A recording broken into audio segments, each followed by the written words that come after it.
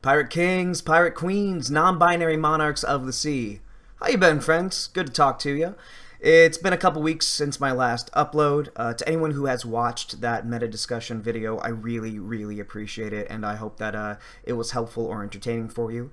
If you enjoyed it, I do plan to make another one pretty soon. I just have to compile a little more data and maybe expand my scope. Haven't even done a chapter reaction just because 1057 was 1057. But anyway, what I have been doing over these past couple weeks is running tournaments. In that last video, I did mention the fact that I would love to see more Swiss tournaments, so I decided to do it myself, and I have run 2 tournaments through the One Piece card game Discord server. Link to it in the description below if you are interested. We had one last night. I'm currently recording this on August 25th, and one a week before that. I was hoping to get a rundown of the first tournament out before the second one, but work has just been killing me lately. So we're going to have a big recording day today, maybe get some interviews done as well, so be on the lookout for all that content. Like I said, we are 2 tournaments in so far. Both of them have been Swiss format, meaning that if you lose a round, you don't get kicked out like in all these single elimination tournaments. You get to stay in, and you just get paired with someone who has the same record as you. So you win the first round, go against someone else who won the first round. Lose the first round against someone else who lost the first round. And then etc. for the entire tournament as we go. We're going to be focusing on the first tournament today. I'm going to give you the, I believe, top 6 lists, basically everyone who went even or better in there. But please, if you want to play, if you enjoy this game, if you're looking to test, if you're at any level, we had someone who was playing their first couple games in the first tournament, and they had a great time. No matter your skill level, this is the format for you to enjoy and get better at this game, because even if you lose, you get to keep on playing, and you can drop at any time if you end up, if your brain gets tired like mine does after a long night of tournament doing. So, let's take a look at the meta for this first tournament, the Sakura Kingdom Square Off #1. Now, we have a very diverse set of leaders here. Most everyone's represented. We didn't have any of the red-green Luffy, the purple King, or red Zoro, but we had one each of red Luffy, green Kid, purple Kaido, blue Doflamingo, blue-purple Kaido, green Odin, blue-purple Crocodile, and the purple Shanks. This person was having some tech issues, so they didn't get to play the whole time, but it was really cool to see them play. And then, of course, we had Law as the most represented deck with 2 decks. And then we had 2 people on blue Crocodile. Mono blue Crocodile. That was really cool to see. And there were some really neat games being played with those. Hopefully I'll be able to get the streams from the Moonmen. Shout out to them. Please check out their channel. They were gracious enough to help me stream this. Max even participated in the second one. As always, they make great content. They motivate me to keep making content, so please check them out. Yeah, it was a very interesting metagame. We did not have a ton of blue-purple Kaido like we have, but everything was represented, so I got a little more of that sweet data. We're going to start things off with Swift's blue-purple Kaido list. Piloted this to 6th place with 1 win, 1 loss, and 2 ties. We did have a couple of those because of the best-of-3 format, but, comes with the territory. There are lots and lots of different ways to build blue-purple Kaido. It has 2 colors with a lot of powerful cards, so there are tons of options when you're considering your list.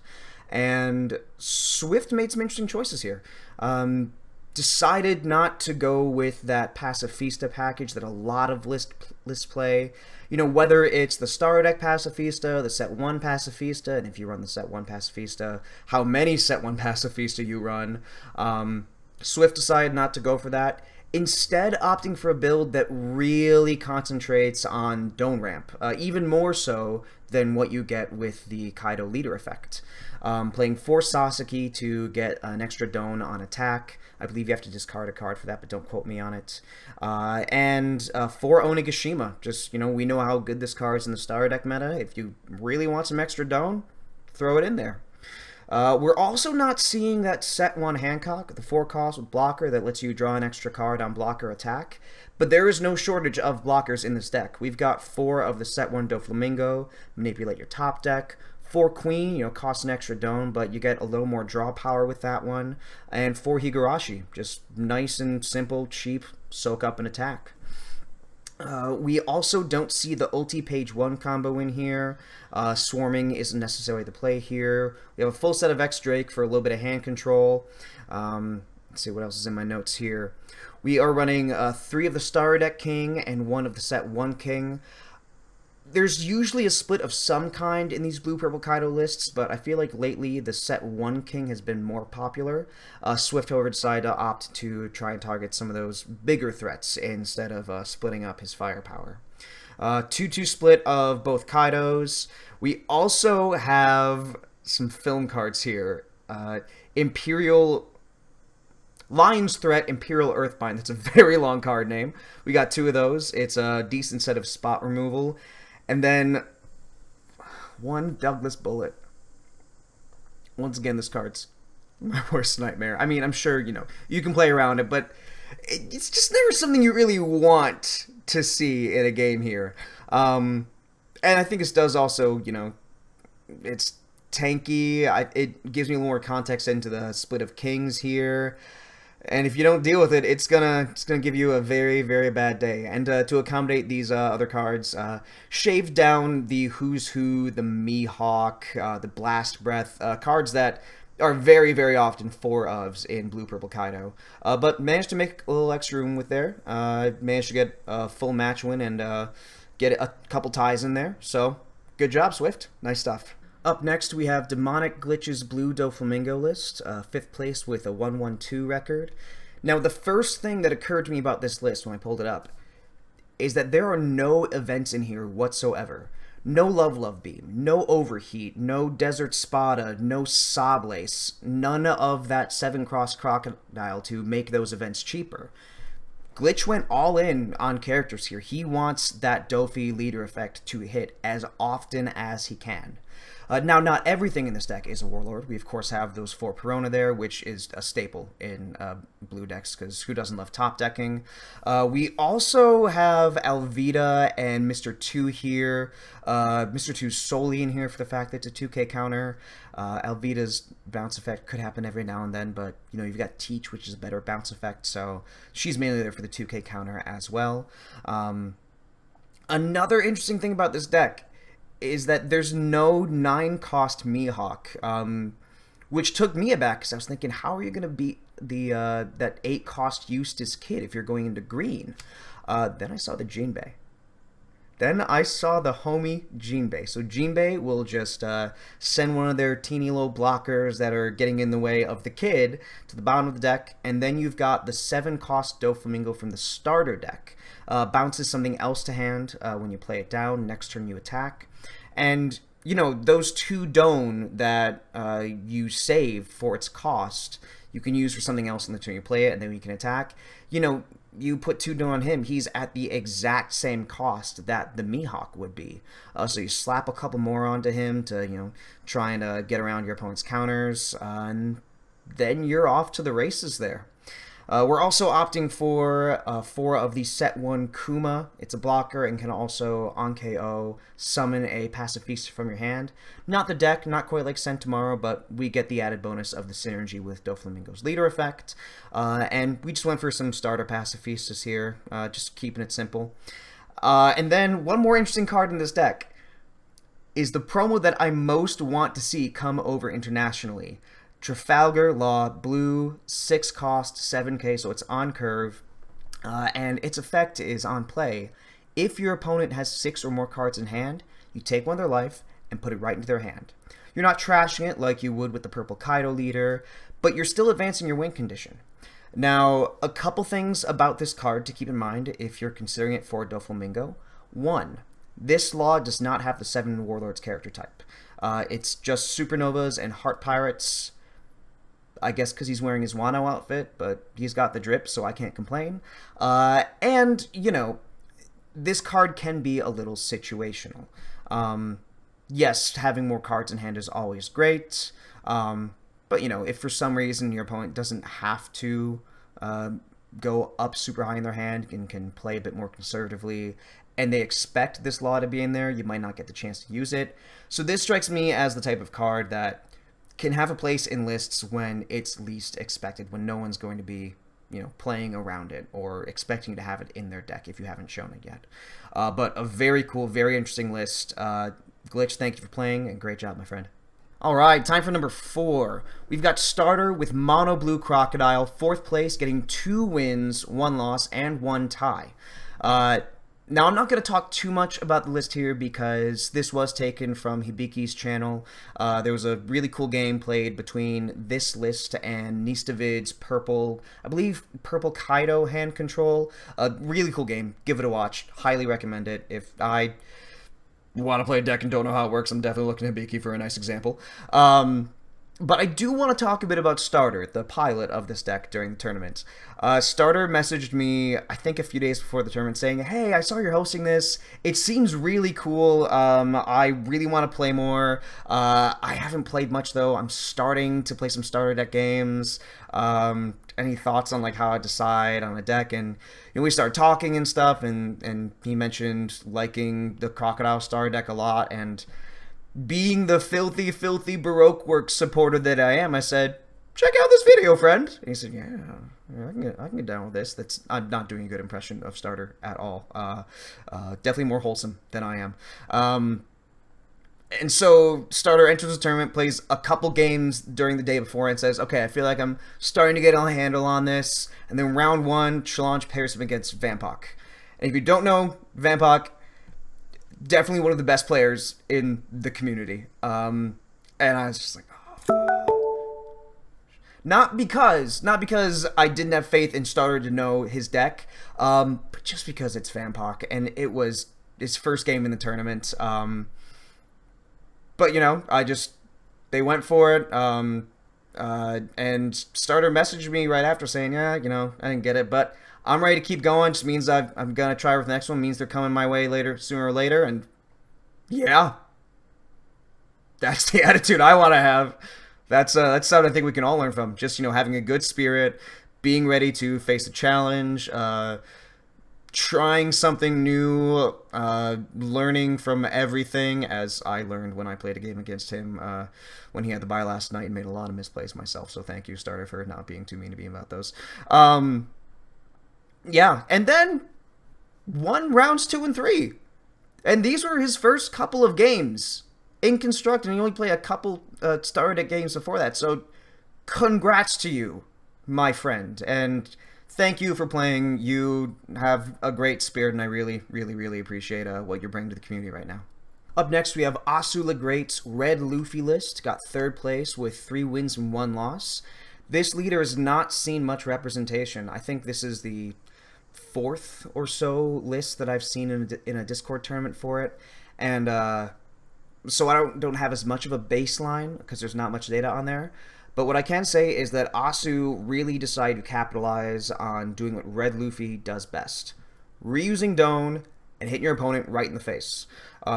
Not only do they have the Luffy leader in order to attach an extra Doan, but also 3 copies of the Star Deck 1 Brook to attach 2 rested Doan when it comes into play, essentially paying for its own cost. Also nice 2k counter. 4 of the set 1 Luffy, which can every turn attach 2 rested Doan to itself, and has that strike immunity. Not sure how often that's gonna come up, because I feel like a lot of decks have a nice mix of attributes, but that is an aspect I haven't been paying as much attention to, so if I'm not thinking that through fully, please let me know. Then we've also got some rush going on here. We've got 4 of the set 1 Zoro, 3 of the Star Deck Luffy, and 2 of the promo Luffy. A bit more expensive, but you want to put some Doan on him, he can just slap face. 4 of each Nami, reusing even more Doan and searching for your characters. 4 Otama, soften something up, and you can combo it with the 3 Jet Pistol in here to get rid of your opponent's Eustace Kid or whatever, big beat stick they have on the board there to a certain point. 4 Chopper to block, 3 Sanji as a nice late game play. 3 Radical Beam, good counter card for red. 2 Sunny, because why not add even more power? And then a couple of nice spicy cards we have in here are the Starter Deck Zoro. I slept on it for a while, but in this deck, it's basically a 3 cost 6K because you're probably either gonna have a Nami or a Brook in your hand, so he'll be able to be pretty efficient in this deck. And then 4 of the Robin from set 1. I don't think it's very fringe, but I do love seeing this card just because it's a nice attacker and lets you do a little bit of spot removal if you're going against your opponent's decks. And sometimes you're attacking with all your characters. You don't know how many of them are going to stay on the board. So it's always nice to get a little bit of board control when you're hitting face so much with this deck. Congrats to Asu for that 3rd place finish. In 2nd place, we got the man himself, the creator of the One Piece card game Discord server, without whom this tournament would not have been possible, Jock the Reaper, aka Jag, aka Stickhead, aka Big News Stickman, getting a 2nd place finish. This is a man of many names and a man of wacky decks, getting it with blue-purple crocodile. Crazy, right?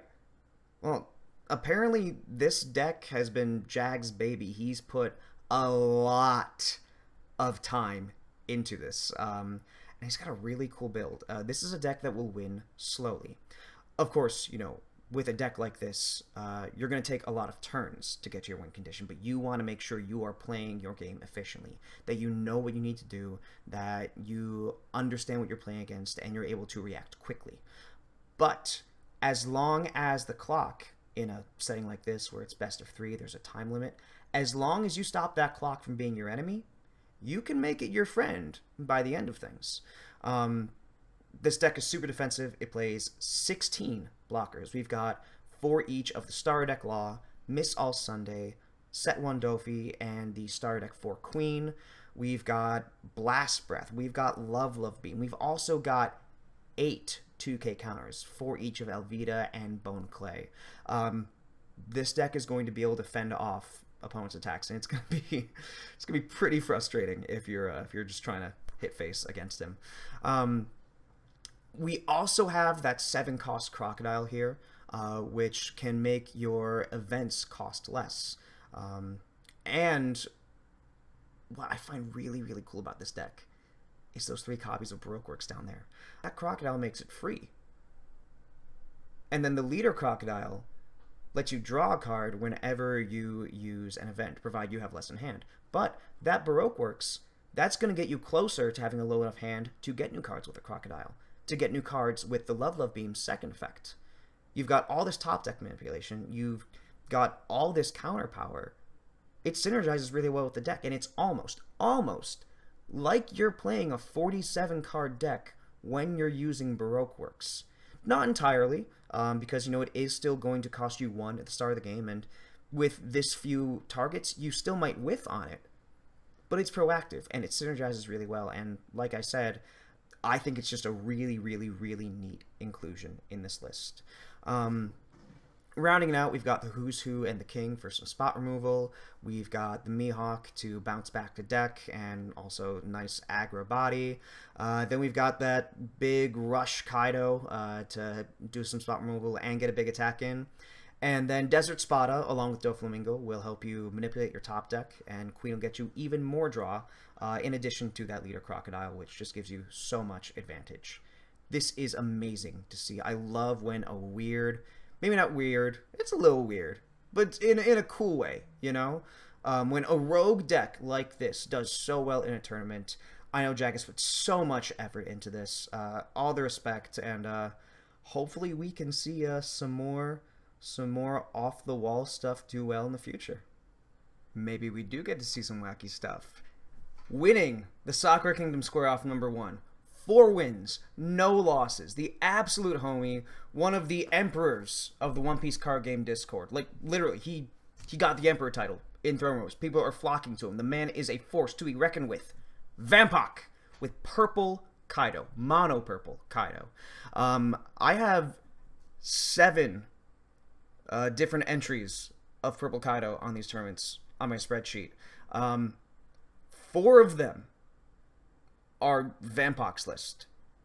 And of those 4 tournaments, he has lost 1 match. 1 match. He's on a rampage with this. He may be the strongest creature alive. I do plan to do an interview with Vampak. Might film it later tonight. And he's going to have a lot of insight about this list, I'm sure. A couple things that stick out to me is that he's running quite a few blockers for a mono purple list. He's got 4 of the Higurashi, 4 Uta, which can also rest your opponent's characters, 4 of the Queen. Love to see it.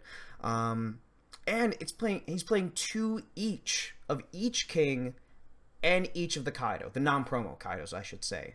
I know in the blue-purple Kaido list, it's very common to see a spread of all 4 of these cards at different ratios, but no one else had been doing this in the mono-purple Kaido lists, which I really like because you have the chance to respond to your opponent in a variety of different ways, and you've got the ramp you need from Onigashima and from Sasaki. Who's Who is a staple, Ulti's a staple in Purple Kaido, but no page 1 here. Just going for the 2k counter. I respect it. Got 3 Ulti Mortar, full-on 4 Blast Breaths. I think most people run at 3 so far. 3 Thunder Bagua. And then we got that Drake for just a little smidge of hand control. Just throw that spice right on in there. I don't have much else to say about it. Mainly because, 1, I've been talking a lot, and 2, I want to let Vampak really tell his thought process behind the list, if he's down for it, rather than just, conjecture like I am wont to do. But to everyone who's watched this video, thank you so much. I hope that you've enjoyed it. I hope that you got a kick out of these lists here. If you would like to join one of the Sakura Kingdom Square-Off tournaments, I'll be hosting them in the One Piece Card Game Discord, as mentioned earlier. The link will be in the description, as will a link to Hibiki's video about that cool Baroque Works list. If you go to the Card Game Discord, just go to Server Tournaments. I post about them. I'm going to be doing them most Wednesdays, alternating between Best of 1 and Best of 3 Swiss, so you get to keep playing as long as you want to. If you have any questions, if there's anything you want to see in tournaments, I might also experiment with doing some more stretched out tournaments where we have a couple days for you around, just to have everything all in one night. Really, my aim is just to give people a chance to enjoy this game, get people hype about it, because if we're this excited about it 4 months before its release, we can have a really, really, really, really, really great community. An even better community, because we already have a great community once it comes out and once we are hopefully playing in real life. So thank you once again. I hope you have a wonderful day. Keep an eye on future content, interview with Vampak, breakdown of the second tournament, and sooner or later, another meta check-in. Like, comment, subscribe if you're down for it. Really helps the channel. If you have any feedback, please let me know. Anything I can do to help give you good content and help you enjoy this game even better. That's it for me. I am out. Have a great day, friends.